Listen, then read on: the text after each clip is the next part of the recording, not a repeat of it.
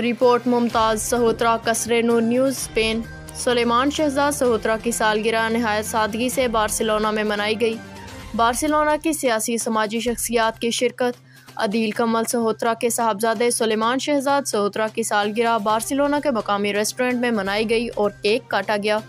इस तकरीब में बार्सिलोना की सियासी और समाजी शख्सियात बिन्यामिन सहोत्रा, चौधरी नासिर बोड़ा, नईम अब्बास भट्टी, सलमून सहोत्रा, चौधरी इमरान बोड़ा और चौधरी नरासिब बोड़ा ने शिरकत की और सुलेमान शहजाद सहोत्रा को सालगिरह की मुबारकबाद देते हुए इसकी सेहत और तंदुरुस्ती और उम्र की दराजी के लिए नेक तमन्नाओं का इजहार किया। बिन्यामिन सहोत्रा ने तमाम अहबाब का शुक्रिया अदा किया जो इनकी खुशी में शामिल हुए। चलो जी साहब, टेलीविजन वाले आप भी आउन ना, ये मन बढ़ाओ।